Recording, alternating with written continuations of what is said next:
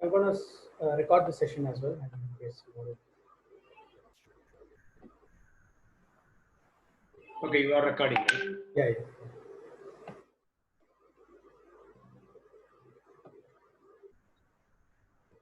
So to everybody, whoever has joined, I have kind of muted everybody on entry, and this is just to ensure that the speaker won't get distracted as and when participants are joined. So if you have any questions or if you want to, feel free to interrupt the speaker at any time. Just there is a raise hand option is available on Zoom. Please use that, and then I will be able to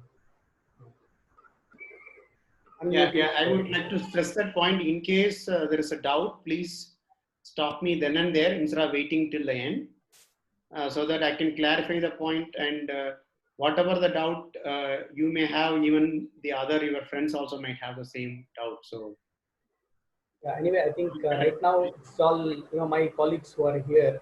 okay. So The students have once the joined. students start to join, I think. Yeah, maybe before we start, we just reiterate that point once more. Yeah, definitely, yes. Or we can put it in the chat box, right? Maybe. That I'll do it just like this. Yeah.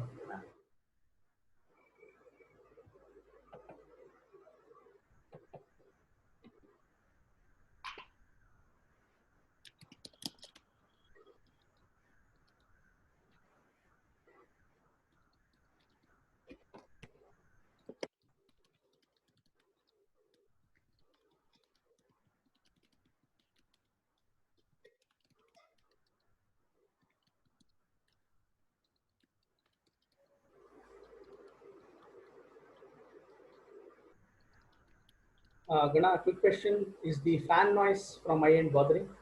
No, Okay. I don't hear it. Yeah. They have a good voice activity detection mechanism. Oh, that for headphone, huh? No, the Zoom guys, I guess. So Ah, far, one of the Skype had like one of the really good algorithms built in, but I think okay. now everybody Hmm. is getting competitive.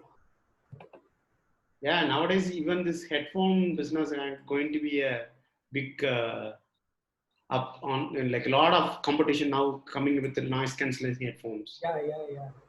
Yes.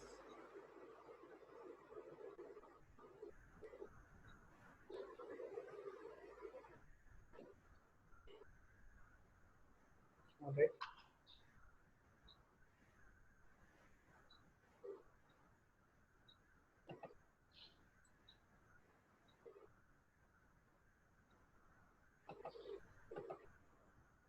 So what is the rough duration? See, it was announced that it's 1 hour, but feel free to extend Okay. it depending on the questions that you have, and it's really Yeah. up to you. I Yeah. would Okay. leave it to you.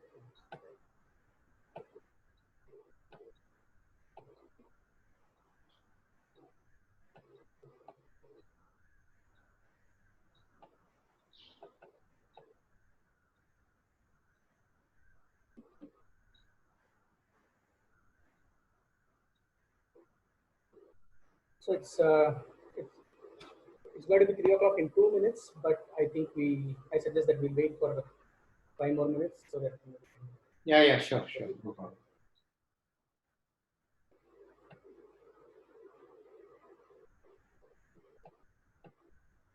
Okay, I'll just stop sharing for a while. I'll just need to send a mail and come back quickly. I see. Okay, so I think so. You don't need me to make you a host for that, I guess. I don't think it's required. Let me try again. No, I think it went off, so we are fine. Yeah. So yeah, it is not allowing me. Okay, fine. But when we start, that time I'll take it.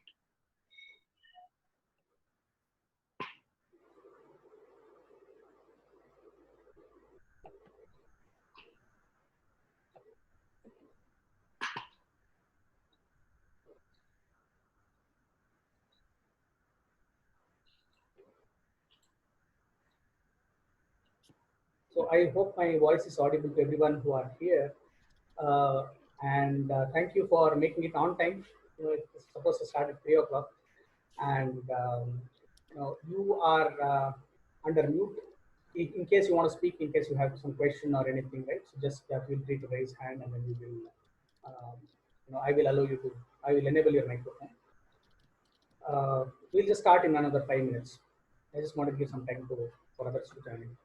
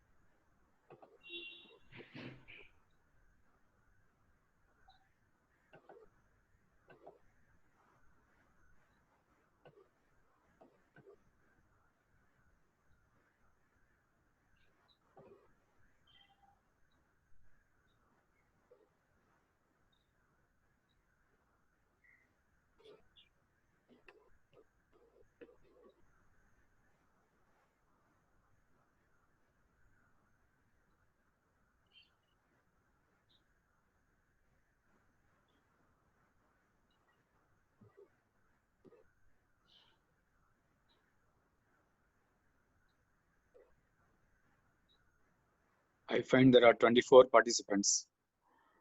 Yes, it's a good number. Yeah. Some more are expected to come.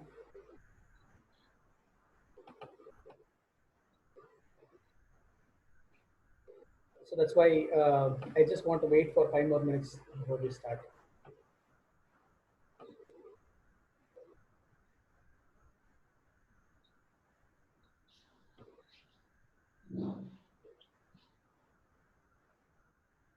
Yeah, Sanjeev, I'm ready. You can give me control. I'll share.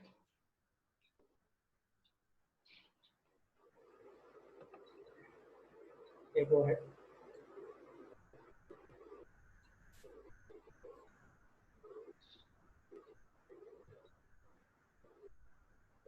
So I'll take it back now. Yeah.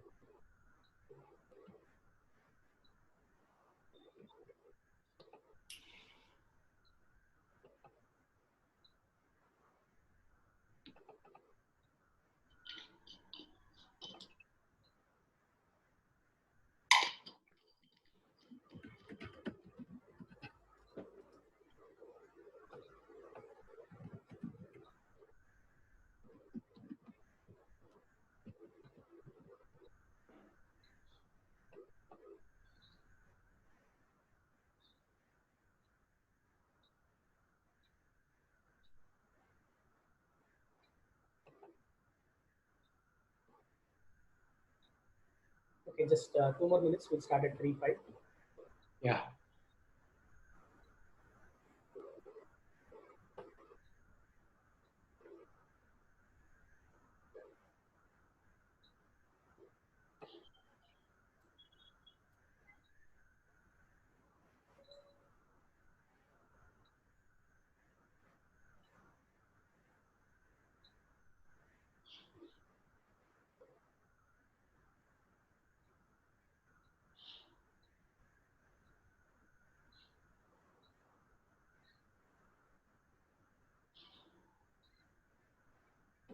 Do you need to use the whiteboard or something? Yeah, if required, I'll yeah. Just let me know. I have OneNote. I'll use OneNote. It's fine. But you need to be the host, so just let me know and then I'll do it. Yeah. If required, I'll ask you. Yeah.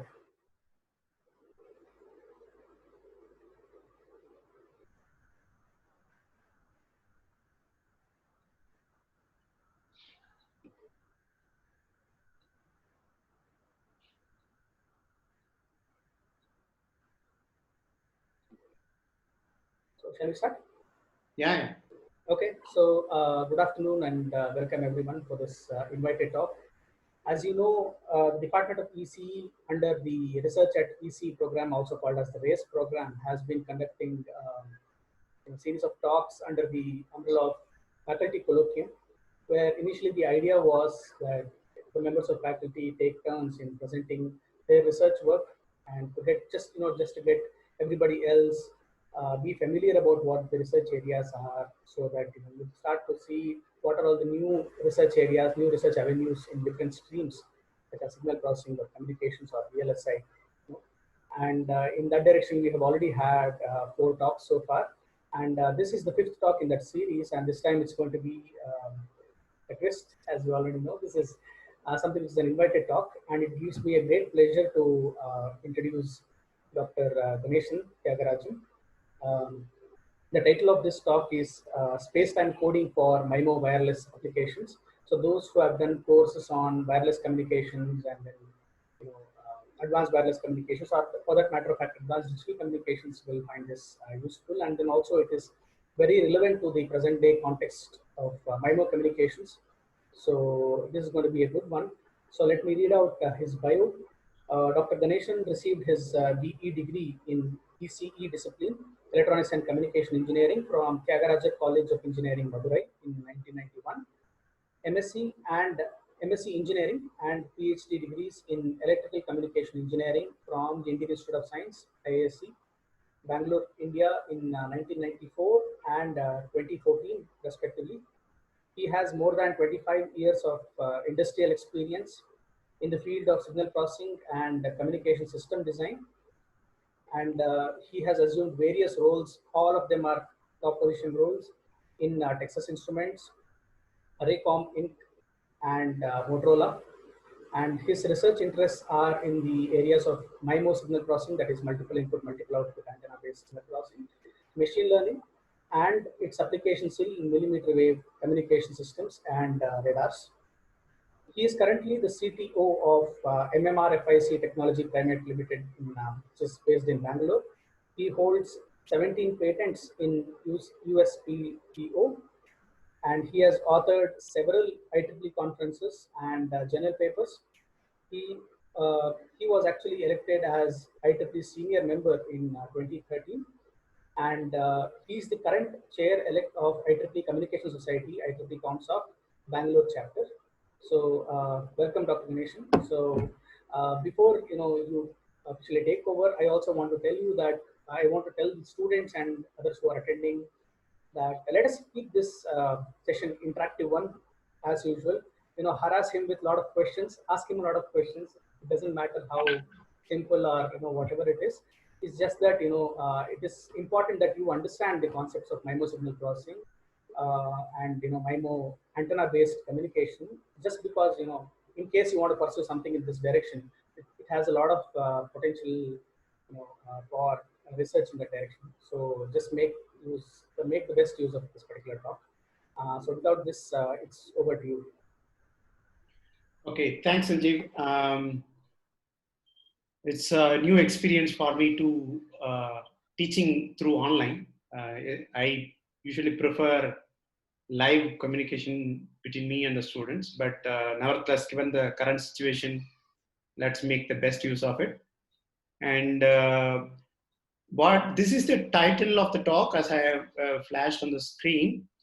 However, we probably will reach to this one towards the end of the lecture.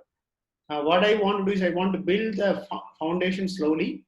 And some of you would have taken wireless communication course after Sanjeev. And for them, there may be a little repeat, but I just, for the sake of newer students who are not familiar with these topics, so I'll lay the foundation initially for maybe initial 10-15 minutes. Then we slowly go into the MIMO communication and the space-time coding part of it. Okay, and one thing I want to stress it is if you have any question, doubt, please raise your hand immediately, and so that I can answer them then and there rather than waiting till the end. And so it is better, whatever the doubt you have, your friend also might have, and he may be he or she may be hesitant to ask. So that way you are also helping them in general. Okay, so that is the this is eventually the topic we want to cover it today. In case we are unable to cover it completely, I will probably take in a follow-up session later. So what we want to cover is, these are the topics. This is the overall the subsessions, I would say, subsections. First, I'll give the introduction to wireless communication, and we look at the space-time coding part, how it is necessary, how it's necessary to address the ill effects or the effects of the channel, if you want to call it. And as another application, we've also looked at MIMO radar, multiple input, multiple output radar system, where is also there are interesting problems which are available in for both research as well as for implementation. And then we'll offer some concluding remarks at the end. Okay, let's see how it goes. If we can cover the MIMO radar today, we will cover it. Otherwise, I'll just give an introduction and cover it in the next follow-up session. Okay, so before we start, I'll go to the basics. First, start with terminologies. Okay, and I will be talking about it now and then, so I thought maybe it's better to put it up front. So whenever I'm saying downlink communication, it means from the communication from the base station or a wireless access point, wireless LAN access point, to a mobile. Mobile need not be handset. It can be even all kind of communication devices which is on your laptops or dongles and everything, right? And similarly, uplink refers to the reverse communication from the mobile to the base station or wireless station to the access point, so on. And typically, the base station has more computing resources, more power than the handset or a mobile, right? So typically, it is assumed that the base station can have large number of, it can support large number of antennas by the fact that it can be expensive comparatively, and at the same time, it also has got enough processing power and a battery, right? So that's why it's inherent assumption that the base station or the access point has more number of antennas than the mobile or the station. So the communication between the base station to the mobile is called downlink, and the mobile to the base station is called uplink. Okay. So then there's next thing is a channel. So channel refers to the communication medium, in this case, if it is a wireless channel, it is the over the air or atmosphere or even free space. It can be even like on the communication between Mars rover and the Earth station, or the lunar modules and the Earth station, and so on, right? So that's a channel. Then next category of channel that we are going to see today is multipath channel, where and a wireless channel, like in a free space, where there could be a possibility that there are multiple reflections of the signal that you are receiving. One reflection could be coming from your neighbor building, another one can be from the tree which is in front of your house, anything, right? So the signal which is transmitted from the transmitter antenna gets reflected by multiple objects along the path, and that is received by the receiver, and that is called multipath channel. So basically a channel in which many paths are there, in which the signal can be reached, right? The signal can reach from the transmitter to the receiver via multiple paths, so that's why it's called multipath channel. So what happens when the signal reaches the receiver in multiple paths? Each path need not be of same length. The distances can be different depending on how it gets reflected and how the antenna is positioned between the transmitter and the receiver. So that way it is each individual path can have different time duration. You can look at the rough drawing here at the bottom. So this basically represents the impulse response of the channel, where the transmitter is assumed to be transmitting at 0 time, and the receiver is receiving a version of that at time t1, t2, t3, t4, and so on. So apart from the time delay variation across multiple paths, the amplitude and the phase also can change when it reaches the receiver, right? Compared to a line of sight channel where there is a direct path between the transmitter and the receiver, there is nothing in between to hide it, right? So one straight ray light reaches there, other end, the electromagnetic waveform, so that you get a direct line of sight communication, which is typically what we see in a which we call it as typically in literature we call it as an AWG channel, additive white Gaussian noise channel. So in this case, there is a path loss associated with just the free space loss, depending on the distance, right? Just 1 by inversely proportional to the R square. R is the distance between the transmitter and receiver, right? So now, so in the case of wireless channel, as we see, there are multiple possible reflections. Maybe I can show you a diagram which may make it better, easier to see, visualize. So let's say this is MG Road. We have all these tall buildings, and here is a transmitter, and the other guy is on the other end of the road. There can be one direct path between the transmitter receiver, but at the same time there can be reflections coming from the neighborhood buildings. So this is what I call its multipath channel, in which there are amplitude differences, phase differences, as well as the time differences. So that's the multipath channel we are talking about. Okay. So the impulse response of the channel is represented roughly as various impulses. It need not be impulses also, it can be a group of impulses. If the reflector is like very big, like a Raheja Towers or some building, right? There can be multiple reflections coming from different windows, walls, and so on, right? So that's why the impulses can be come in clusters, depending on how the environment is positioned. So, and moreover, since the channel itself can be varying, the transmitter and the receiver can be moving with respect to each other, right? As in this diagram, it's shown as stationary. But if the receiver moves by a feet or so, these paths will be different.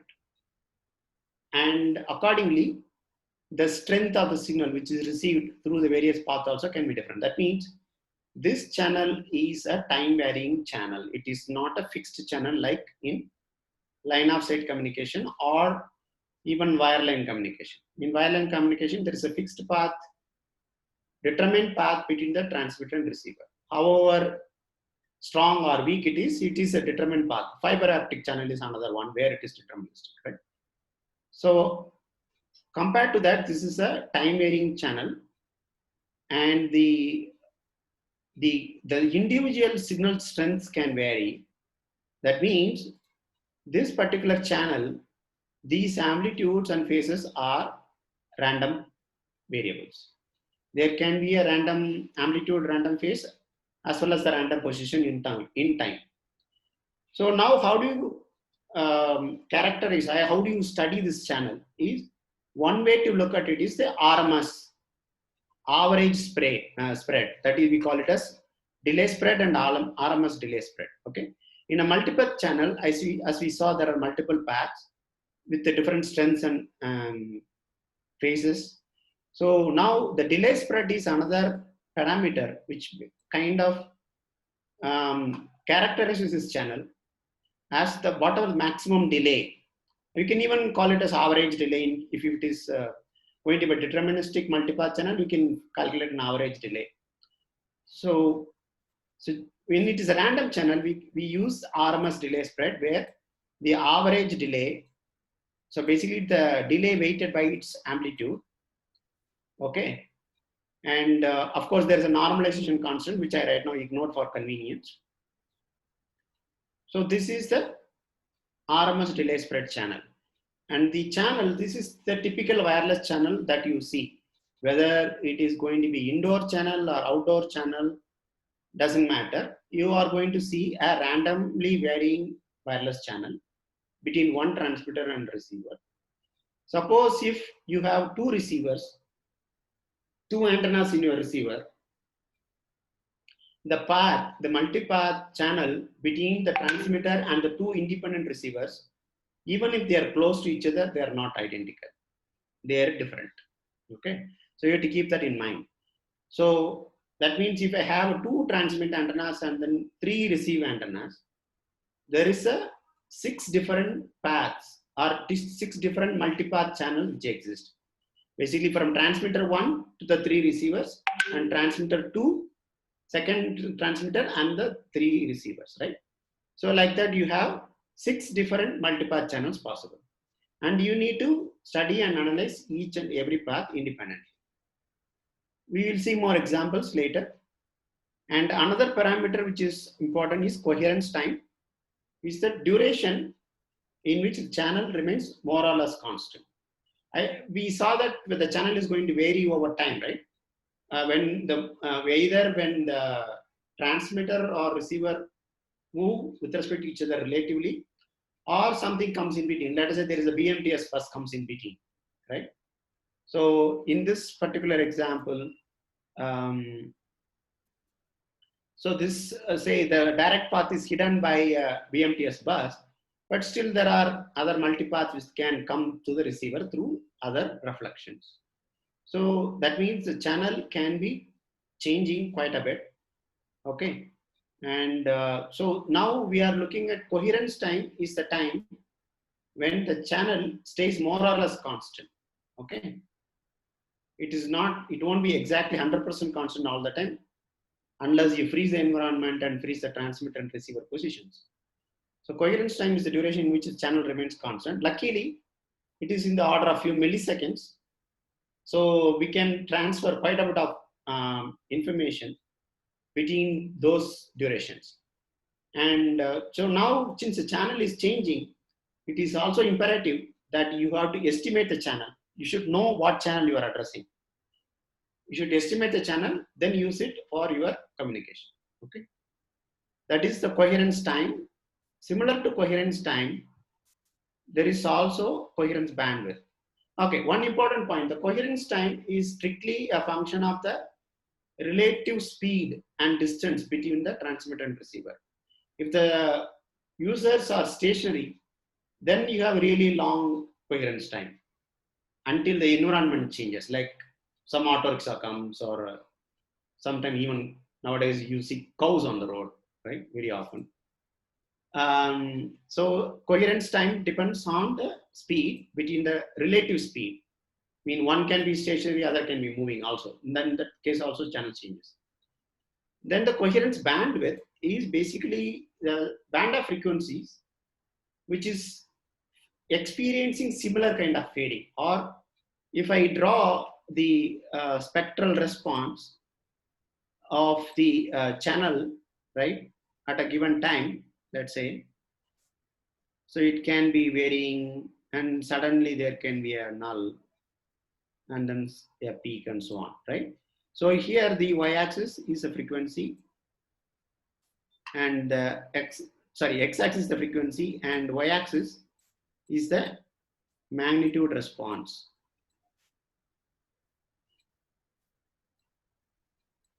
Okay. So now if you look at this set of frequencies between this and this, right? This is the coherence bandwidth I'm talking about. That means these channels are more or less experiencing similar amount of attenuation. Okay. Okay, let me maybe if you can move it down.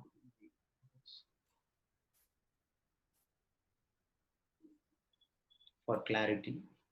Oops, that's a bad idea. Okay, we'll keep it there. So this is the, maybe I can select all, I don't know how to do it. Doesn't matter. So you got the idea. This is the coherent bandwidth where the channel is more or less constant. And of course, the channel is changing. That means the band which is good now may not be good later, right? This is for at, you can say, at 1 millisecond, right? At 2 millisecond, it can be completely a different channel. At 2 millisecond, it can be null here, null here, null here, and then good performance here, right? So now the band which is available here, different frequency and different bandwidth, right?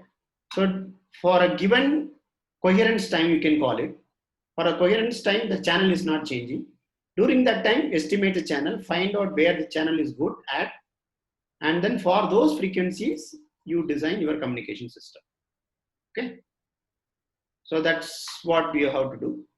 So that is coherence bandwidth.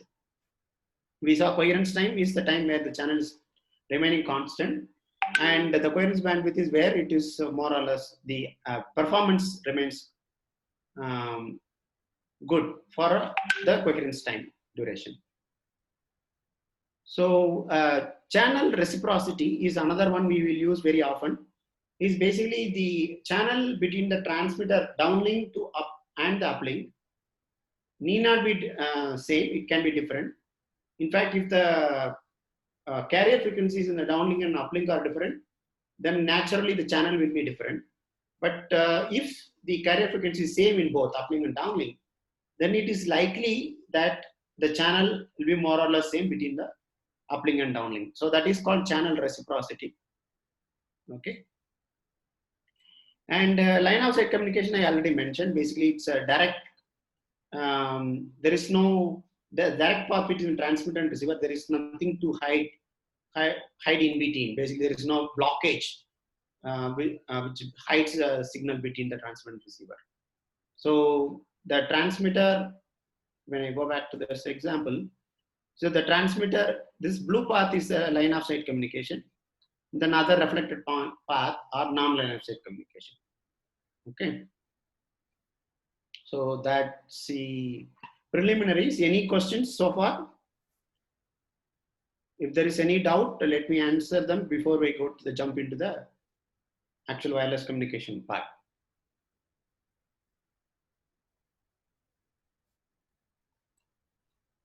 Yeah, please raise your hand. Your mics are muted. Raise your hand. You will be unmuted for asking questions. You can also type it in the chat if you prefer.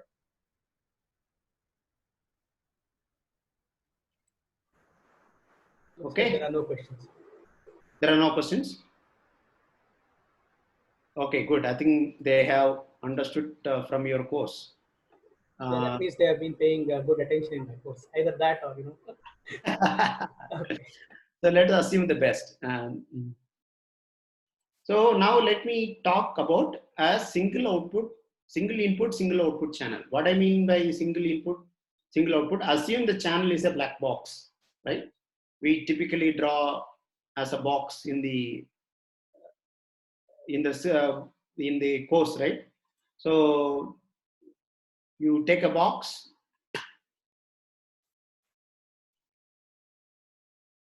So this is the channel, either small h or capital H, depending on which domain you are talking about. This is time domain, this is frequency domain, right? And what are the inputs to the channel or the signal which are transmitted? Transmitter 1, or you can call it antenna 1 and antenna 2. Okay, these are the two inputs to the channel. That means I have two transmitters, and let's say I have 3 receivers, RX 1, 2, and 3, right?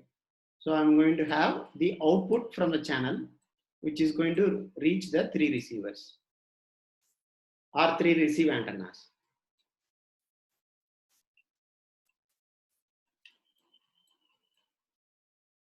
Okay. So now we treat the channel as a black box. So 2 inputs, 3 outputs. So if there are only 1 input and 1 output, it is a CSO channel. That's what I'm talking about. If there are multiple inputs or multiple outputs, called a MIMO channel.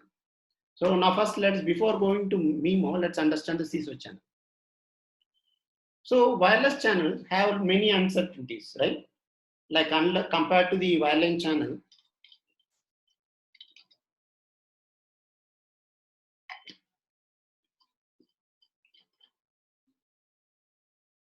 you are going to have the regular path loss, which is the square law loss, which I talked about, which is a free space loss.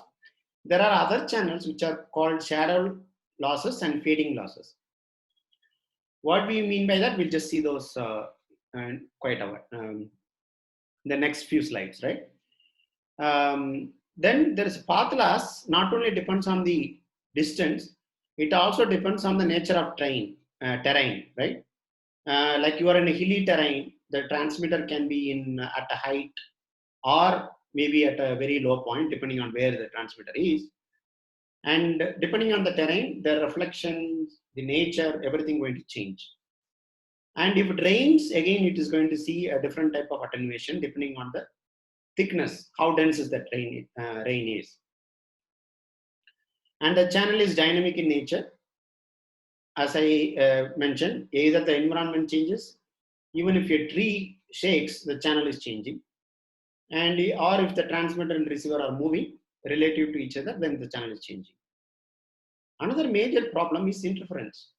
Since the medium is common, shared across by multiple users, every transmitter and receiver pair will interfere with another transmitter receiver pair. That means when your mobile is, you are talking on your mobile, your neighbor is going to see a huge interference from you, as well as the transmission coming from the base station, right? So we should have some kind of isolation mechanism, protection, so that you can communicate reliably. So that's also another headache that you need to deal with. And another problem is that the fading also causes, fading losses introduces another requirement that you need to transmit at a higher power to reach the receiver reliably, right? Now, once I transmit at a higher transmit power, my link is safe and secure, good, but I am adding more interference to my neighbor, right? So that is another problem there which we need to deal with. So we have time varying channels, we have random channels, we have interference across, it's prevalent, and we also need higher transmit power because of these, right? So now let us see, as engineers, how do we address them? And okay, it's not only, it's not, it is also coming with some good properties which we can use it for our advantage. One is non-line of sight communication is possible, right? So that means I need not be at direct visible distance. I can be at further. In fact, FM transmissions can be heard across the globe, even when it travels through the surface waves, right? When it gets reflected by the ionosphere, you can actually see it even beyond the Earth's curvature. So that is one good thing. And the second thing is multiple paths provide multiple copies of the signal. And it, even though we saw it as a problem, but it also gives a redundancy. Why it is a redundancy? As I mentioned in the previous example, in the MG road, when the direct path is hidden by an auto or a BMTS bus, there are other paths which still carry the signal. So I can still recover those, right? So that way I have advantage of redundancy. Then natural network planning, it happens because if I am using FM 95.5 in Bangalore, same thing I can use it in another city also, right? So that way I am not, I don't have to build a wall or something to block the signal. It naturally dies down. So I can reuse the resources at different places. Now, let's see what are the other parameters that you can control. We have time, frequency, code, and space. What is time? I can transmit at different time slots for a different user. GSM base station uses 8 time slots, okay, per frequency. That means in one carrier, 8 users can talk. So that's a time division or called time division multiplexing. Then next one is frequency division multiplexing, where even in GSM or 3GPP, you take the uplink and downlink are transmitted at different frequency bands. So that is a frequency diversity. Then code CDMA, like each user can be given a different spreading code. So that gives again user privacy on that one. Then the fourth one, which is the important thing that we are looking at today, is the space. Antenna as another diversity parameter. So all these 4 parameters, time, frequency, code, and space, all can be exploited to do multiple things. One, we can ensure that interference between the neighbors are reduced or controlled. One, I can also do the same. I can also use the same diversity for sending large throughput data. Basically, I can send, if one carrier can carry 1 Mbps, I put 10 carriers together and then send 10 Mbps data to a user. That way, I can control the data rate for the given user dynamically over time, right? That is also possible. But these are the things not possible in wireline communication. Once your channel is fixed, the channel is fixed, the capacity is fixed, everything is fixed, right? And if you want to do multiple channels, I have to draw multiple wires, multiple cables, which is much more difficult than installing multiple antennas at the transmitter and receiver end. So now, and most importantly, it can be deployed very easily at rough terrains, even across solar system, right? All our satellites are communicating, or even the probes, deep space probes are communicating with the Earth through this wireless communication system, right? So now we have problems. We have also some advantages. Now as engineers, let us put them together and see how do we achieve what we want, okay? So engineer job is to exploit the advantage rather than cribbing about the problem, right? So first problem, higher SNR is needed. Why higher SNR is needed? We'll just see one quick example. So this is a BPSK transmission, and what you see in the blue and red are the AWN channel, line of sight channel, or wireline channel, right? So you need about 10 dB for 10 power minus 6 bit error rate. Let's take 10 power minus 2, 1%. For 1% bit error rate, I need 5 dB SNR, right? The same thing, if I want to do it wirelessly, for one transmitter, one receiver, this is the bit error rate curve. How it is achieved? This is a simple formula. This is the probability distribution of the amplitude, okay, for a wireless channel. Let's assume it is Rayleigh fading. You plug in the Rayleigh PDF distribution here, and this is the bit error rate for an AWN channel for a given SNR. P by N0 is the SNR. For the given SNR, this is the probability of error for a BPSK system, right? And now since the P is a random variable, because the amplitude is changing over time, like that I illustrated here. This is the time index at which you are just plotting the signal strength. It is varying over time. It's a random number, random variable. So there is an associated probability distribution, which is Rayleigh fading. So Rayleigh distribution. So when I integrate this for a Rayleigh fading channel, this is what I get. Okay. So even for 1% bit error rate, I need to transmit at 20 dB extra. More than 20 dB actually, probably about 25 dB extra to achieve the same bit error rate. So this is a problem, right? Because of the fading, I need to transmit at a higher power to achieve same bit error rate. So this is called fast fading, right? Where the channel is changing fast. Now, how do I solve this problem? And another thing, the one we already saw what is fading. The multiple reflections from this various channels, multi-path channel, they are all added to at the receiver antenna.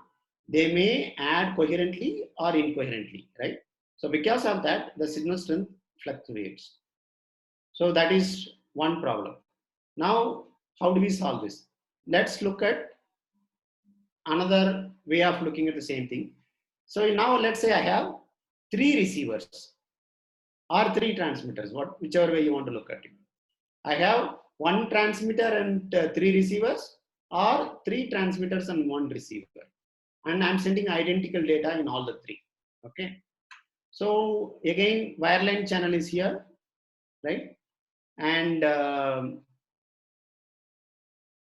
okay, this is the one CISO case, 1 antenna, 1 transmit antenna, 1 receive case. If I use 3 paths, independent paths, see now I am using 3 independent multipaths, right? And that I have plotted the signal strength here for these channels across time. And if I do and let's say I'm looking at something like 5 dB, okay? If I draw a 5 dB line, I can see there are peaks coming from multiple channels at different time. So if I exploit that time varying nature of multiple paths, I can transmit on that particular antenna when the signal is strong there. Here I transmit in blue, here I transmit in red, here I transmit in purple and so on, right? So the main point is that not all the multipath channels fade at the same time. So that's what the boon nature has given us. And as engineers, we want to use that multipath diversity. In other words, it is the space diversity. Because the transmissions are held at different space, right? So the space diversity is what we are going to exploit for multipath channels. Okay. Now, this is the approach we are taking. So space is an additional dimension we want to use for addressing the fading issue. So now the questions are whether we transmit identical information in all the multipath channels, or we send different information, or we kind of mix and match. Some channels are transmitting same, some are transmitting different information. That is one. Now, if there are 2 antennas, or let's say 8 antennas in the base station, and there are 2 different receivers with a different number of, so let's say 2 antennas each. There are 8 transmit antennas, and then are 2 receivers with the 2 antennas each. Now the medium is shared between these 2 users, right? Whether I transmit identical information at the same for each user and then do time multiplexing, or I can multiplex in time, frequency, and code, right? All the 3 I can do. Now, given that limited amount of spectrum and time available, let's say you have used up all those resources. So only thing left out is space. Now, in the diversity using space, can I transmit such a way that I can transmit to both users simultaneously without interfering each other, right? So that is all relevant questions that we want to address. One, whether we want to send identical information in all of them. That may give you a good diversity, but can we do better than that, right? If you can send it to 2 users simultaneously, that means you have improved your throughput for both users.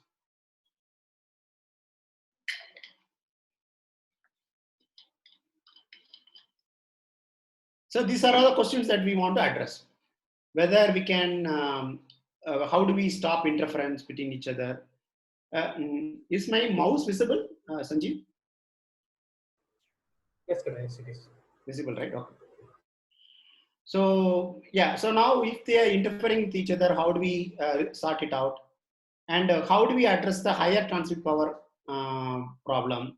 And another problem is near and far. Suppose one user is close to the base station, other one is further from the base station.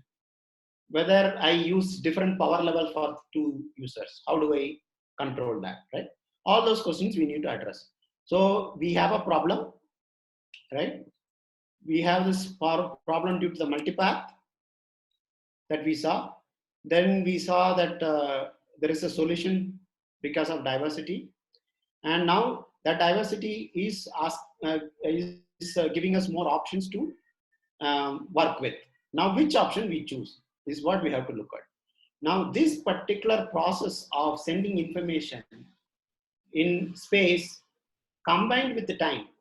That means I'm sending different information in space at different time slots. This particular way of transmitting information in space and time is called space-time communication or space-time coding. Okay, so that is the topic that we will cover it today. So now I'm going to go a little faster because we spent quite a bit of time on the basics. So I want to cover some good ground for others who have waited patiently. So MIMO channel is basically the multiple paths between the transmitter antennas and receiver antennas. And this can be mathematically represented as a matrix H, whose ijth element represent the gain or path loss between the ith transmitter antenna and jth receiver antenna. So it provides multiple paths, that means redundancy, spatial redundancy, and this particular richness is what we want to exploit. And for today's lecture, we assume these coefficients are complex Gaussian samples. Okay, at any given instant of time, if I observe the channel for duration, the coherence time, the channel is assumed to be constant matrix. The entries of the matrix are complex Gaussian variables, values, okay, of zero mean and unit variance. Okay, right now assume zero mean unit variance, and let's see the other things later, how the amplitude can be different. Now one can use the MIMO or the space-time coding for different purpose. One, as we saw, it gives multiple paths. That means it gives a spatial diversity. That means against fading, I can reliably transmit. As we saw in this example, with just 3 antennas, I'm able to reduce the SNR requirement from 20 dB to 5 dB. Extra SNR from 20 dB to 5 dB. Right? So now what else we can do? So diversity is one, which gives pure resilience to channel changes or reduction in transmit power. Now we can also use it for sending more data.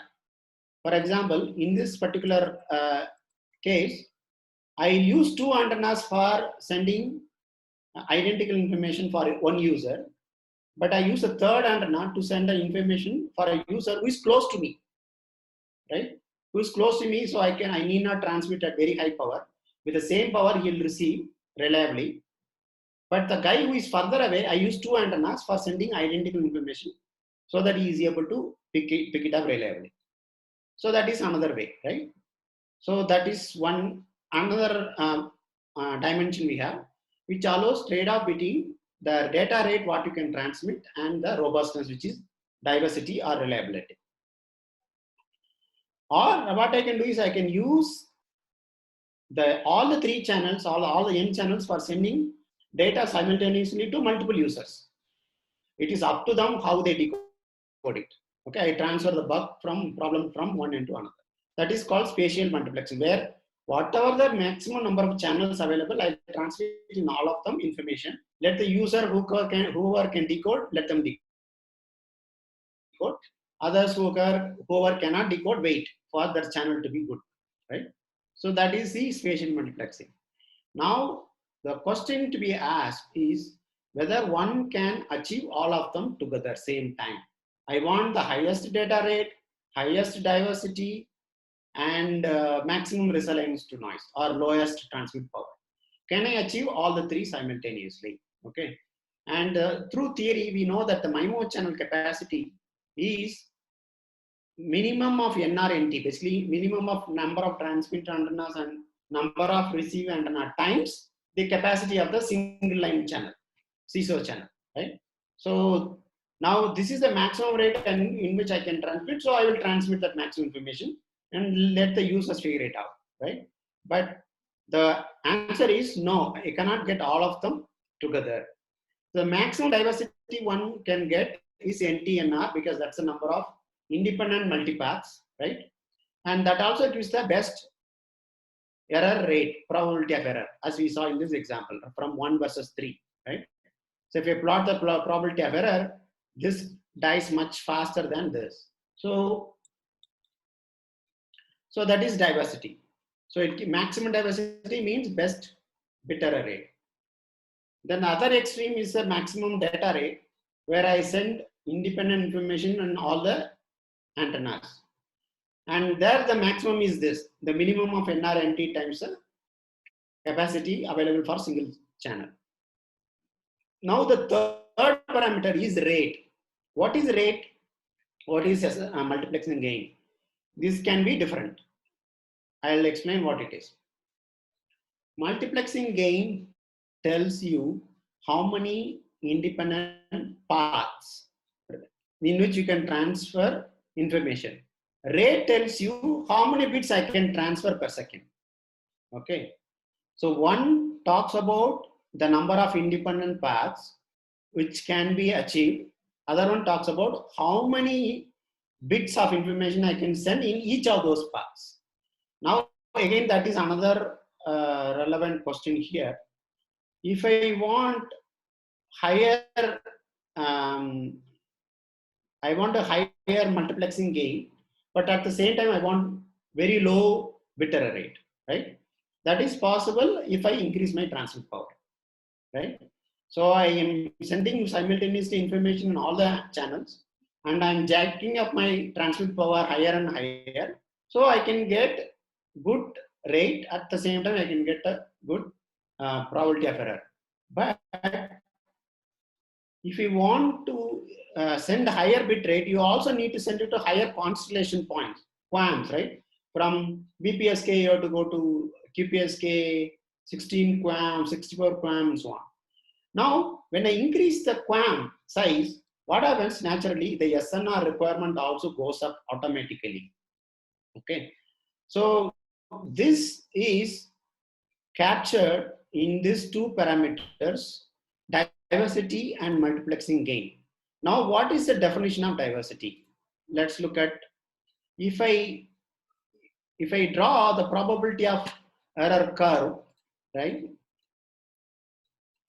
So for convenience, I'll take logarithm of probability of error.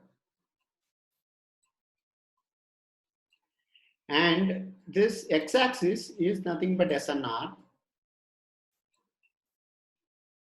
So let's take 10 power minus 3 as the reference point. This is minus 2 and this is minus 1. So that means 10% error, 1% error, 0.1% error. These are the 3 points. So if I draw the various constellations bit error rate, right? I'm going to see this increasing SNR as the QAM order goes up, right? So now, two definitions we need to be clear is, one is diversity. Diversity is nothing but slope of the bit error rate curve in a log axis. Log of SNR and log of bit error rate. Okay. And if I measure this slope of this curve as this log of SNR going to infinity. Okay. As the SNR going to infinity, this slope will be a constant after some SNR. That particular slope is called diversity. I'll explain why it is the slope which matters.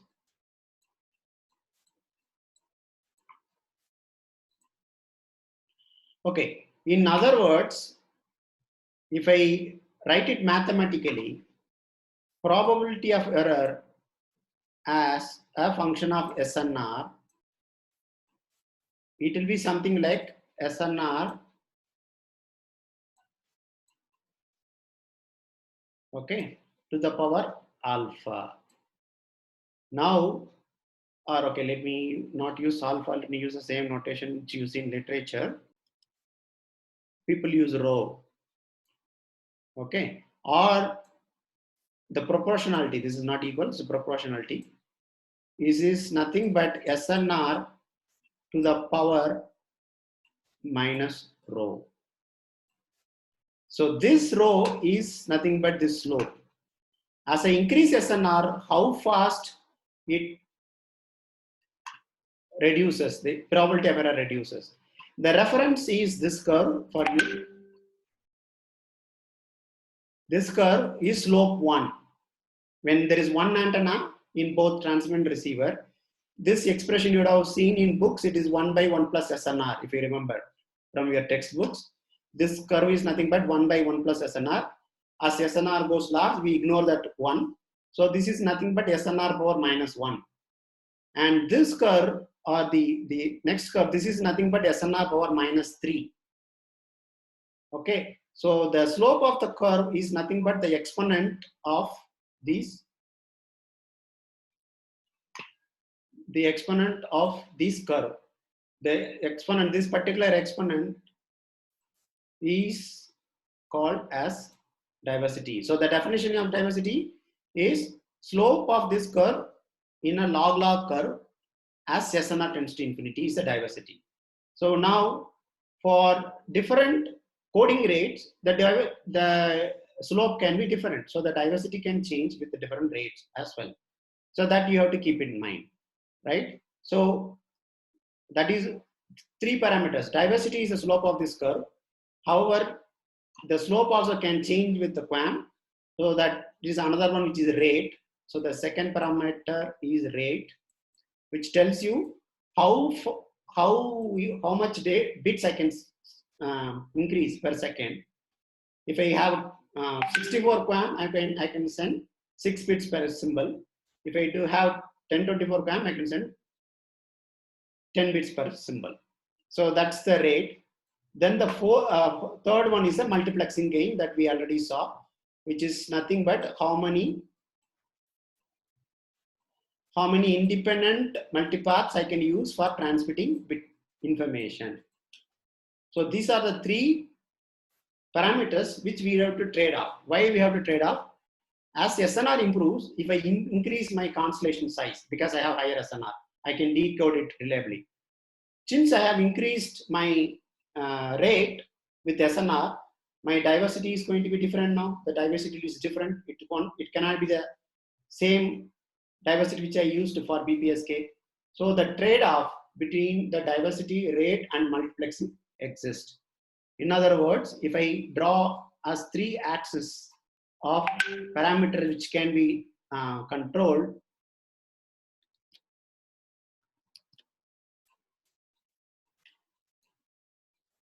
one is rho, which is diversity. Other one is multiplexing gain, let's call it M. Then the other one is the rate, R. So if I have a best multiplexing gain, then that means I have the lowest diversity. So it goes like this, right? Best multiplexing gain means low diversity. But high diversity means low multiplexing gain. Now, similarly, you can have another, this is going to be a surface. I'm not going to draw it exactly as in the textbooks, but I'll just give you a glimpse of it. It won't be a straight line, it will be some curve. Some kind of curve will be there. Okay. And you can operate anywhere in this curve. You can pick a data point. So let's say I'm going to pick this point. That means I'm going to operate at this diversity, this multiplexing gain, and this particular rate.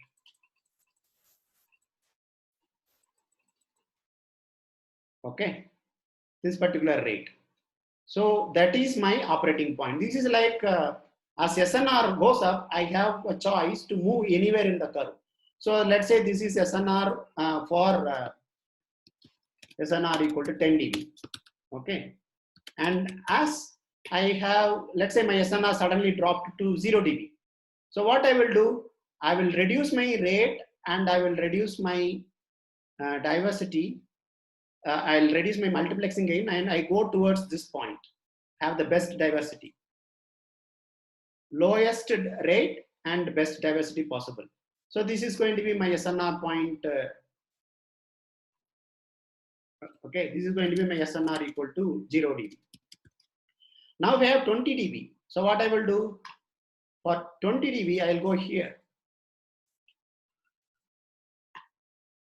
I'll have the maximum diversity rate and rate possible. Of course, I need to pick a point in this plane. I should probably picking the point in this plane. Best rate and best multiplexing point, right? So this is what I should pick. So this is a three-dimensional curve in which you have freedom to move anywhere, but the curve is fixed. There are fundamental results which fix those curves, and we look at some of that today. And okay, so now let's look at some of the results which are in the literature.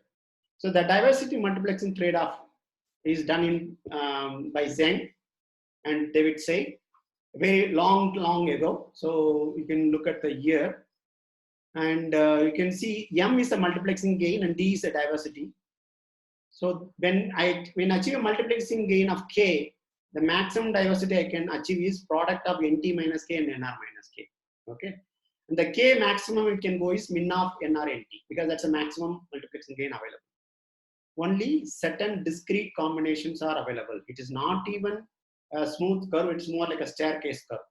Okay, and on the other hand, between rate and diversity, again similar curve is available. R is the number of bits per second that you can transmit, which is dependent on the diversity. If the diversity is high, naturally R will be less.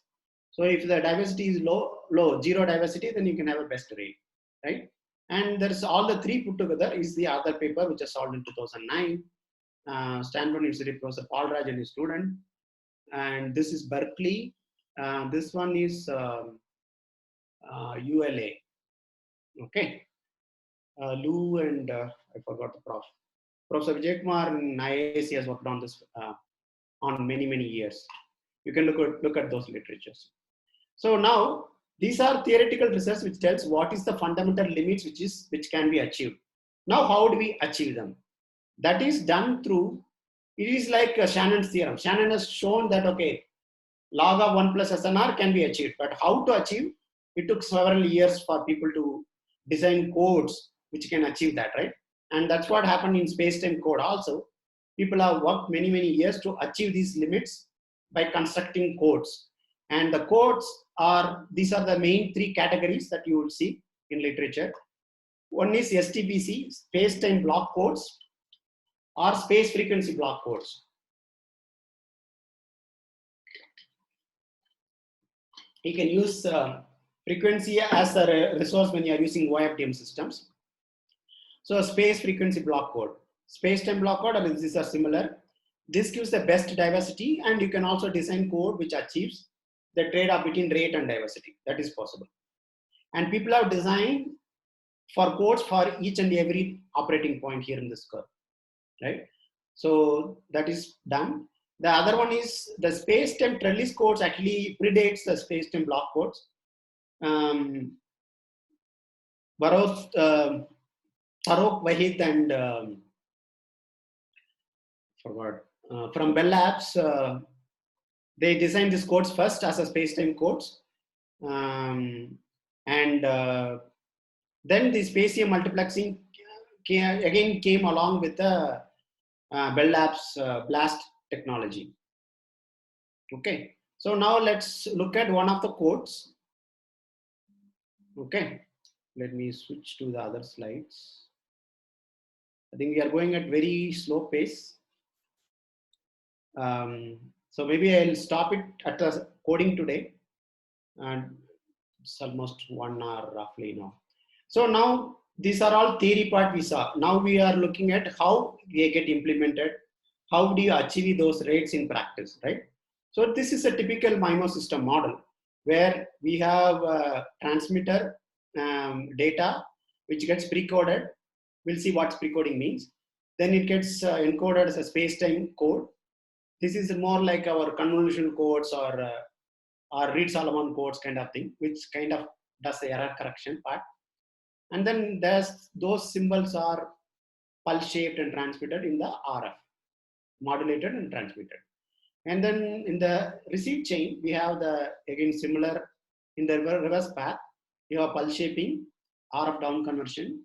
Then the space-time decoder, which addresses the error correction, whatever feature was added here. And then it gives the data, and then it estimates the channel and does the precoding demuxing. If you call it, this is a spatial multiplexing, this is a spatial demultiplexing is what we have. Okay. And the very important part is the dotted lines here is there is a low rate feedback channel which conveys information from the receiver to the transmitter about the current nature of channel, because the channel is changing over time.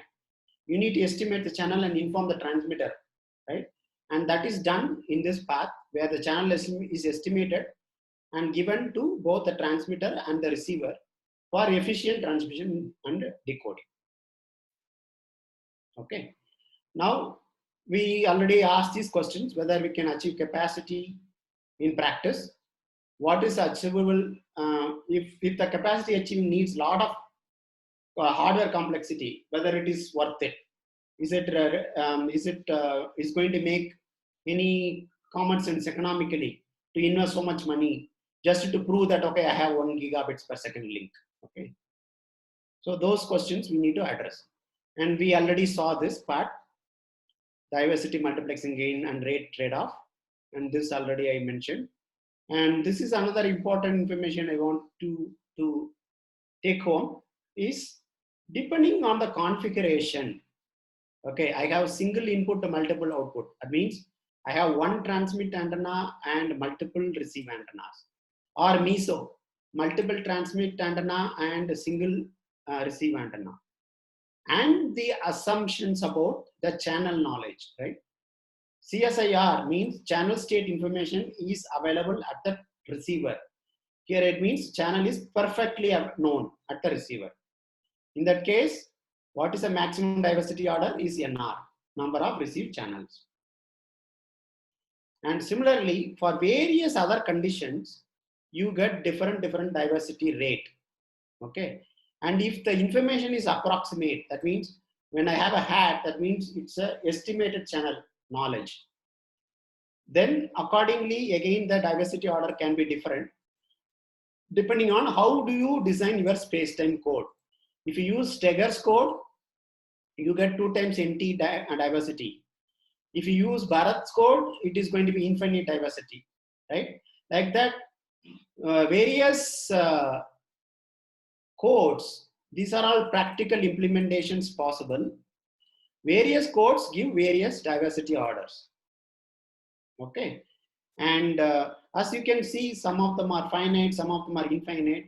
It all depends on the configuration you have and then about availability of channel state information, that is channel matrix at the transmitter or receiver.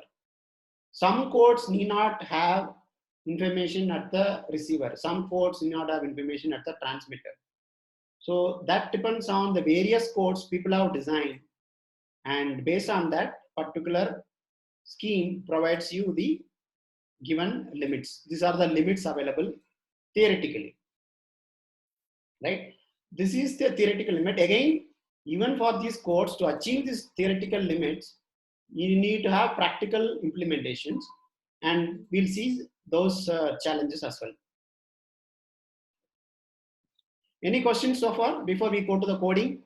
I'm going to take another 10-15 minutes to at least discuss one of the codes, if not all. And any questions so far, I can answer them now. Please raise your hand or type it in the chat. So now you have the option to unmute yourself in case you have any questions. Please unmute yourself and ask.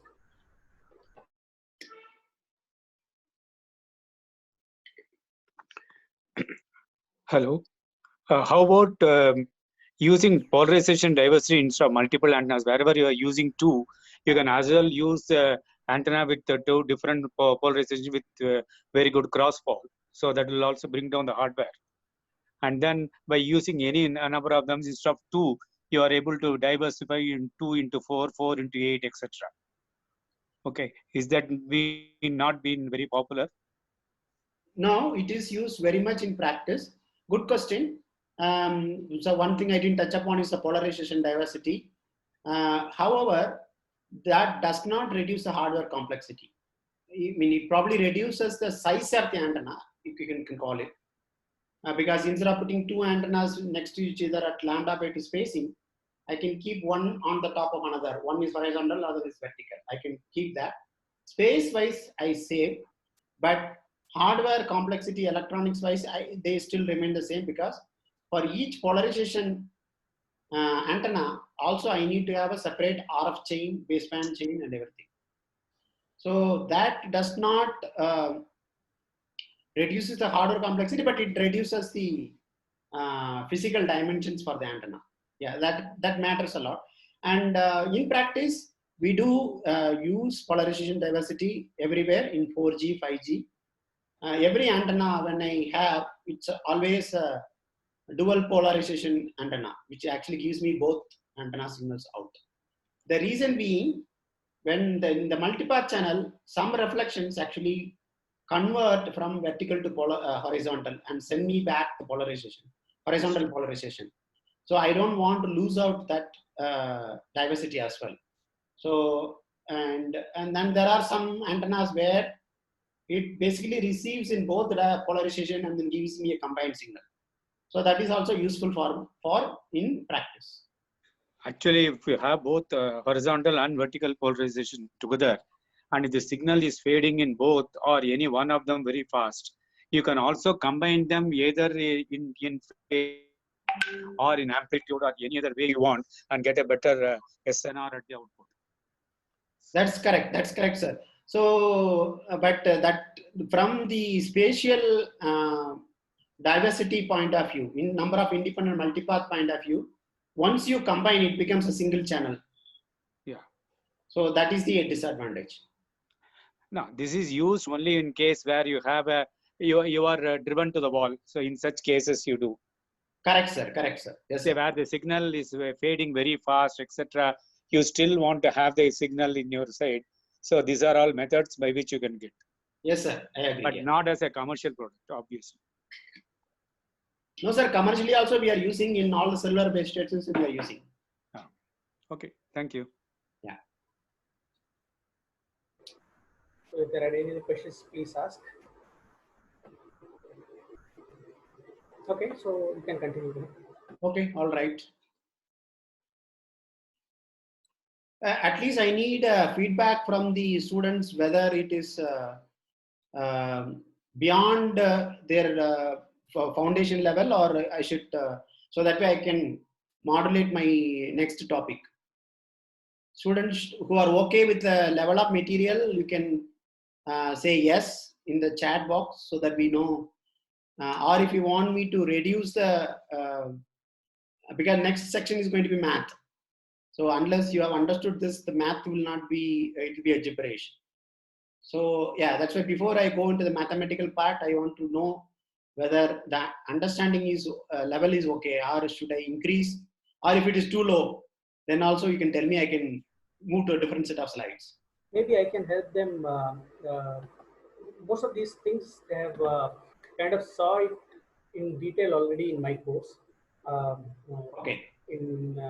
That is like all these preliminaries that we talked about, and then all the way up to spatial multiplexing and diversity trade-off, and also the piecewise continuity and things like that. Okay. So maybe now it's going to be something which is completely new, because we haven't talked about how do we achieve a point in the given DMT curve, right? Okay. So that is something that's then I straight away jump to the coding part. Yes. Yeah. Okay, so let's go to the popular scheme. Alamotti space-time block code. It belongs to space-time block code. Let us start with a simple two transmit antenna, one receive antenna case. So this, since it's a space-time block code, it is a diversity achieving code. Okay, and now let's take two time instants in the channel. Okay, at time t1, I am transmitting information x1 and x2 on the two transmitters, which could be two constellation symbols from QPSK, let's say. Right? Two different symbols I am transmitting in the two antennas. And at that, the two channel gains are H1i and H2i. Okay, where I is the receive antenna. Let's assume I equal to 1, just for simplicity. And the next transmit instant, I'm going to use the same symbols, but order it and different. I transmit in different order as minus x2 star in the first antenna and x1 star in the second antenna. That means I'm doing a negation and a complex conjugation of the same symbols, constellation symbols, transmitting the second time slot. Okay. So this is what I'm doing. And now let's look at the receiver, what it receives. At the receiver, it's going to see this combined signal, H1i star. No, it is going to see Y1i and Y2i because it's going to be a single antenna, right? This is the received signal, Y1i and Y2i. But I'm taking these two time slot information, Y1 and Y2i, and then I'm doing some math. So the estimate of first symbol X1 is done through this. Basically, I am assuming H1i and H2i are known at the receiver. The channel gains are known at the receiver. And when I multiply by H1i star Y1i and H2i Y2 star and add them up, and this is what I get. I'm going to get H1i norm square plus H2i norm square times X1. This is what I get for X1 hat. And similarly, I do a different combination, H2 star I of Y1i and H1 star Y2i.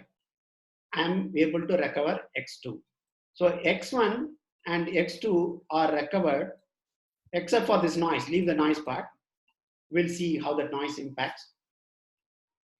So this is going to be a fixed gain, right? Even though I transmitted X1, X2 in the air, which all mixed up and received at the receiver, right? I'm going to receive this H1i star H1, H1i X1 plus H2i X2. Similarly, H1i minus X2 star plus H2i X1i. That's what I received here. But now at the receiver, by doing some simple math, I'm able to recover the information reliably at the receiver. So I transmitted two symbols in two time slots, but I recovered both in the after the second time slot in the receiver. That means it is equivalent to transmitting one symbol per time slot. Okay. So how is that magic possible? We can look at it in a different viewpoint. The signal model, I'll rewrite it like this. Y1i is nothing but some scalar corresponding to the transmit power. Rho is the transmit power, let's say. H1i, H2i is X1, X2 transmitted. Now in the Y, instead of looking at Y2i, I look at Y2 star for convenience.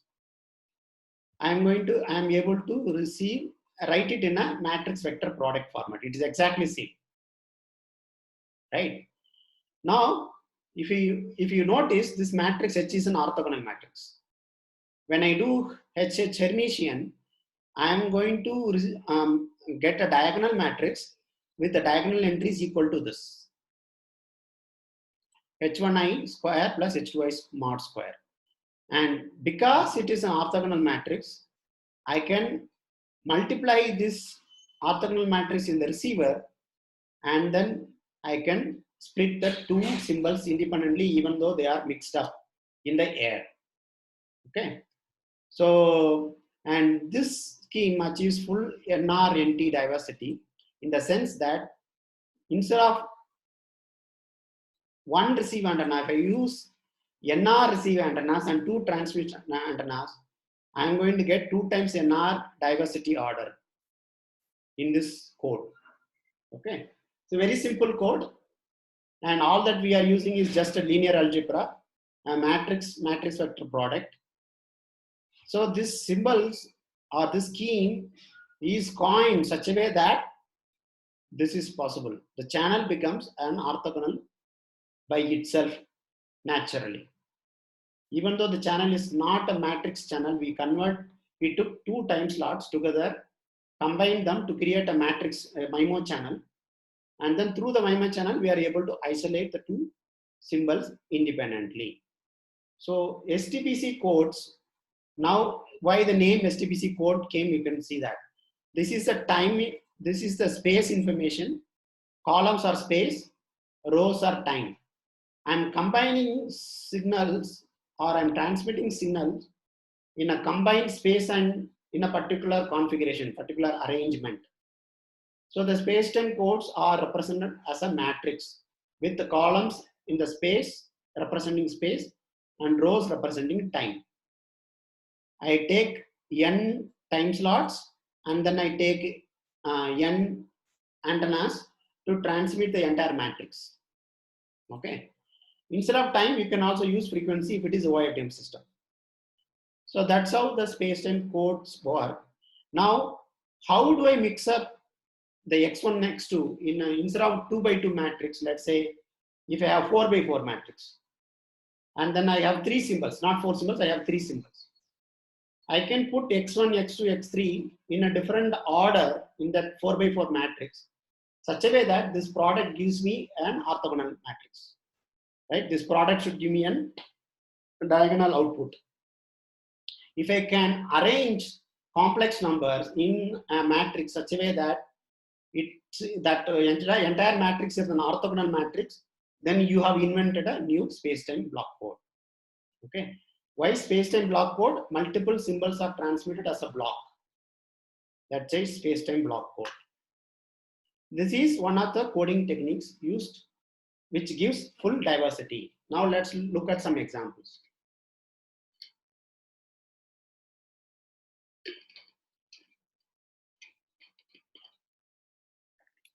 So this is Alamaty code, and baseline is AWN channel QPSK constellation here, right? And this is a 2 by 1 Alamaty code, 2 transmitter, 1 receiver. That means diversity order 2. It means this SNR goes down as SNR power -2. Slope is -2 for this curve. And as you can see, as SNR increases, this curve more or less becomes flat. Even for this curve, if you look at it, 2 by 1 curve, which looks like a curve, as I go further and further SNR, this slope becomes a constant. That is our definition of diversity, right? As SNR goes to infinity, that slope, what we measure, is the diversity. So as you see, can see that 2 by 2 code, Alamaty, okay, which is this solid square, you can see the diversity change or slope change between these two curves, right? And you can also do it with antenna selection. That's a different scheme. Let's probably ignore it for now. The idea is different codes gives different diversity order. Okay. And again, this is assuming perfect channel knowledge at the receiver. If that is not true, then the performance will be different. Okay. Now going to the next scheme. Okay, this is basically tells you how the quantization of the channel impacts the capacity, how much capacity you can achieve. For suppose if I compress the channel coefficients, the channel matrix with the 2 bits or 3 bits and 4 bits, how I can reach the capacity as the SNR increases, what this curve shows. Okay. This is when the channel information is transmitted without noise. Ideal transmission. This is with noise. That's why you can see the huge difference in SNR or huge difference in the capacity as the SNR falls below the limit.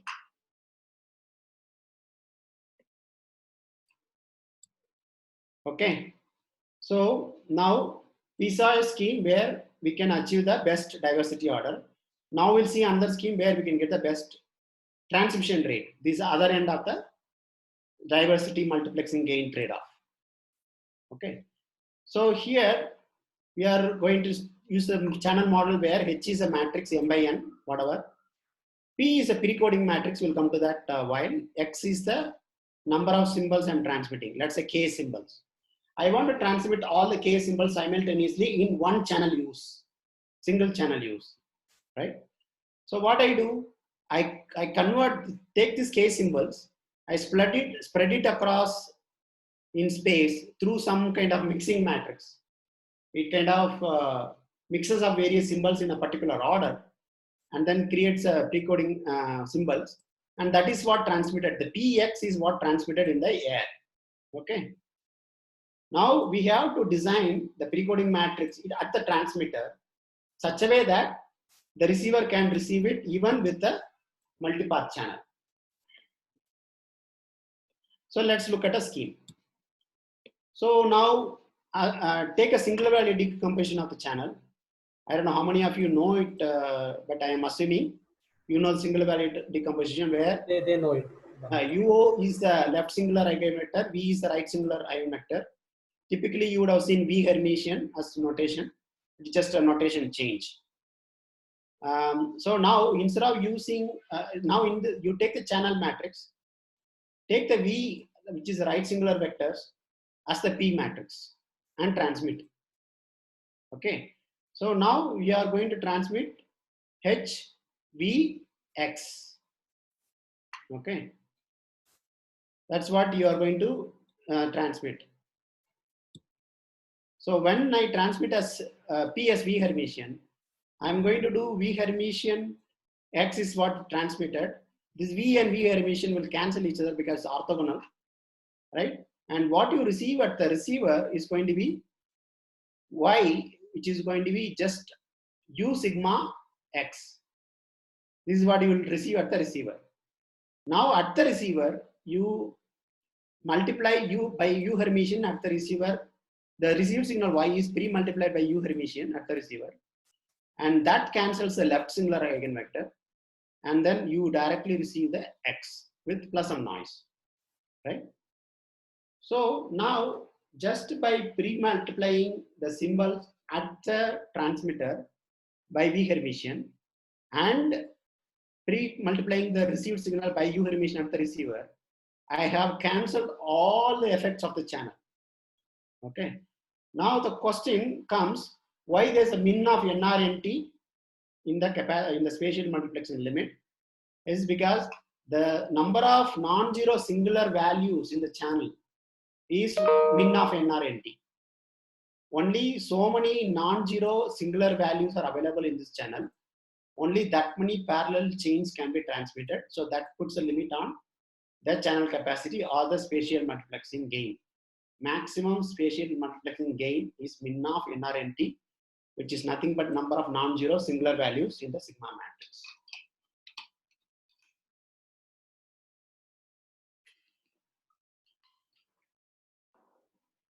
Okay, so that is the other coding scheme. What I'm going to do is I'm going to stop here. It's already 1.5 hours. So I will probably spend some time in addressing the questions, whatever the students have. The radar part, I'll probably cover it in the next session.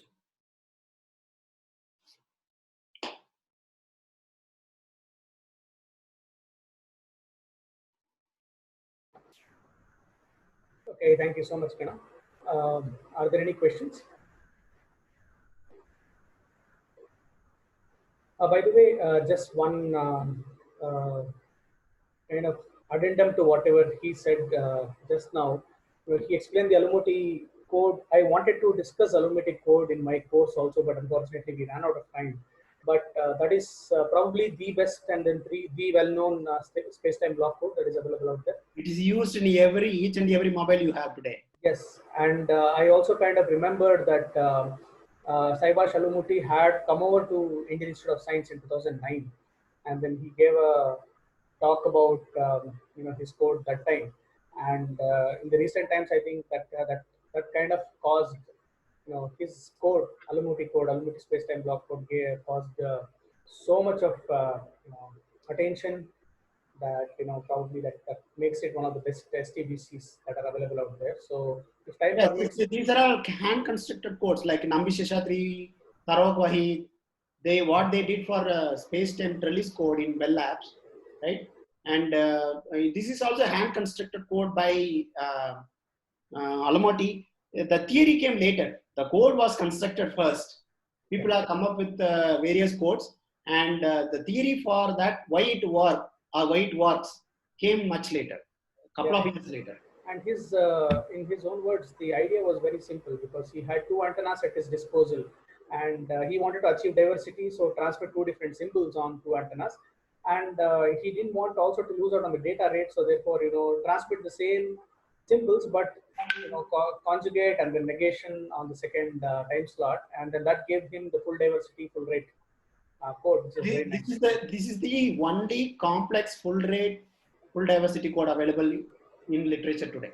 In fact, there is a proof saying that full diversity, full rate code not possible for more than 2. And this is the only code which is 2 by 2, which is full diversity code.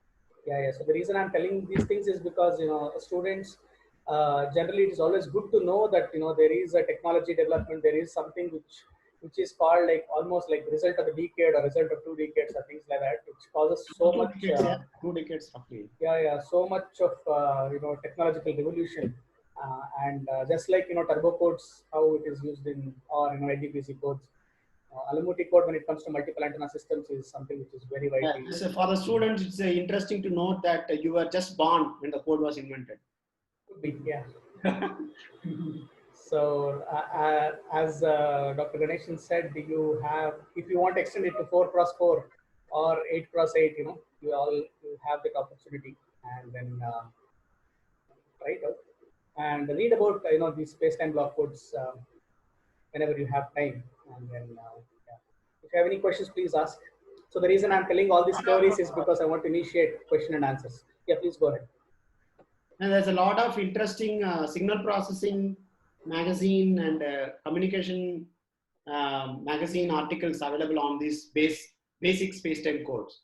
So you can read those. It will be a very good picture of how the whole technology developed over time. Right. And in case you want to ask questions, you can unmute yourself and then ask any questions in general. And there is also going to be, Gana is going to visit us again, because I told you that he's the chair-elect of IEEE Communication Society Bangalore chapter. So he will be back again to talk about more of whatever was left out today, and then about IEEE Communication Society, and then how it functions, and so on and so forth. So in case you have any questions related to that, you can always ask. In fact, I'd like to invite students to, or encourage students to join Communication Society. First of all, if you are not an IEEE member, please become one, because now it's only going to be half-year charge. It's not going to be much.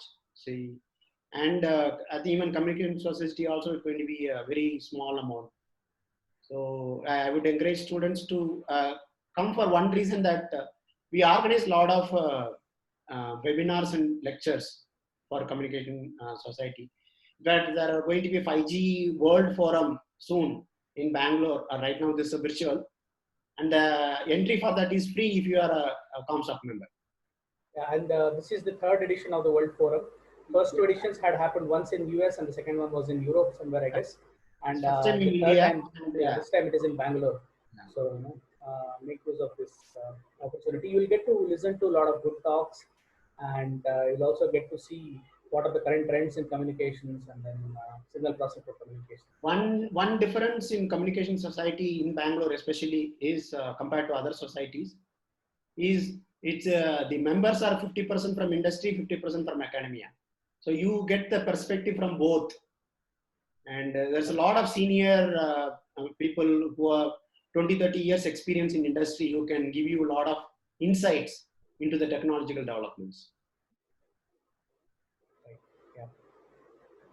Okay, so any questions, please go ahead and ask. I mean, I'm open for the faculty also. Please feel free to ask questions, not necessarily restricted to students.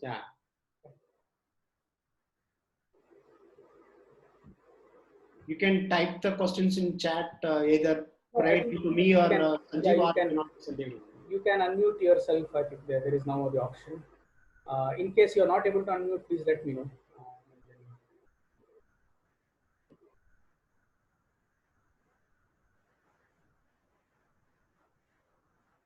Okay, so if there are no questions, then let us thank the speaker, and then it's going to be claps from wherever you are, remotely. Thank you so much for taking your time off. Thank you. Yeah, great. Thank you. Thank you. And I know how busy you are, in your daily schedule, and then I had a request, and then you acknowledged it, and then you spent quite a bit of time in preparing the slides, and then preparing the lecture notes and material, and then whatever it is. So we all appreciate that from PS University side. So the Department of EC again extends a warm thank you from our side. So we will again have you for one more session, as I told you, for continuation on this, and then talking about a little bit about IEEE forms of activities, and then create awareness among students on what are all the benefits that they can get. Some of them you mentioned it today, but I think we'll be able to talk about it in greater detail. Okay, so thank you so much, and thank you all. One more thing I want to inform students is, if you go to the IEEE website, there is something called IEEE.tv. I mean, there's a lot of 5-10 minutes videos kind of thing, technical contents, which are free to everyone to watch. Please, even if you are not a member, you can watch. You can go and watch them. There's a lot of material, free material available. And if you become a member, there are other materials which will exclusively to members will be available to you. So yeah, so that way you can get some familiarity with the technology. Okay, thanks Sanjeev. Thanks for inviting. Thank you so Thanks, much. Professor Mahadevan. Thank you. Thank you for the excellent lecture we had, and also opening up a lot of areas where students can work, specifically the coding part. Each one, if you think 4x4, this ones are even a simpler one, 3x3, 2x2, you have anyway worked out 3x3 or 4x4. There are a lot of challenge which students can take it up and work. Yes, sir. Yes, sir. That's actually what we started is a very basic one, which is like 15, 20 years back, what people did. But there is so much advance already happened, and still there are more open problems left. So there is no dearth of problems in this area. Yes. So it's a very huge area. I'm sure students should catch up, and then they can take small problems and solve. So we are given this thing, like say even 2 credit projects or 4 credit projects, etc. Depending on the this thing size of the problem which they have or the complexity of the problem, they can always go ahead. Yes. Yeah. Thank you. Thank you, sir. Professor Madhav. Yeah. Thank you, everyone. So we'll stay in touch. I'll tell you when we'll have Dr. Ganeshan next. Okay. Thank you so much. Okay. Thanks. Bye. So I'll just stop sharing. Yeah, you can, please.